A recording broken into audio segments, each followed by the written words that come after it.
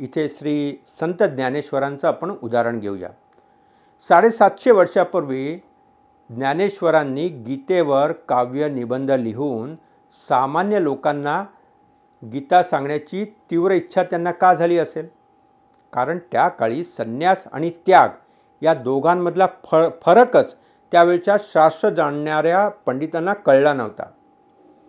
ज्ञानेश्वरांच्या वडिलांनी संन्यास घेऊन भगवी वस्त्र घालून परमेश्वराचं चिंतन करण्यास सुरुवात केली होती. परंतु त्याच्यानंतर काय झालं? त्यानंतर त्यांच्या लक्षात आलं की संन्यास म्हणजे केवळ निव्वळ निष्क्रियता. 100% त्यांनी भगवद्गीता वाचली होती.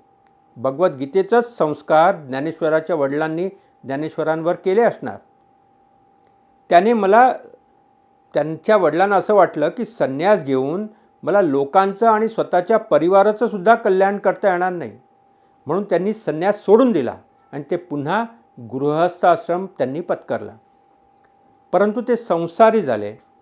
परंतु त्यावेळच्या पंडितांना, ब्राह्मणांना ते पाप वाटलं, धर्माच्या विरुद्ध वाटलं. त्यांनी ज्ञानेश्वरांच्या आईवडिलांना आणि सर्व भावंडांना वाळीत टाकलं. परंतु भगवद्गीता ही संस्कृत भाषेत असल्यामुळे त्यावेळच्या जे सामान्य लोक होते त्यांना श्रीकृष्णांचे खरे विचार समजलेच नव्हते. त्यांनी त्या अज्ञानी पंडितांवर विश्वास ठेवून श्री ज्ञानेश्वरांच्या सर्व परिवाराला वाळीत टाकण्यास मदत केली.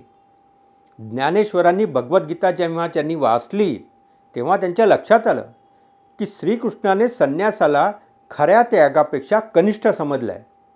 संन्यासाला निष्क्रिय समजलं आहे. त्यापेक्षा निस्वार्थी कर्म करणं म्हणजेच खरा त्याग. सतत यज्ञ, तप, दान निस्वार्थीपणे करणं म्हणजेच त्यागमय कर्म करणं हे होय. भगवद्गीतेच्या मते कर्म आणि संसारात राहणे हा तर त्यागाचा पाया आहे. संसारातून पळून जाणं, मुनीप्रमाणे मंदिराचा, गुहेचा आश्रय घेणं, एकांतात राहून परमेश्वराचं तप करणं, स्वतःच्या शरीराला क्लेश देणं हे काही गीतेच्या मते खऱ्या त्यागाचं रूप नाही आहे. खरा त्याग म्हणजे कोणत्याही वासनेशिवाय आपली कर्म करणं हेच आहे.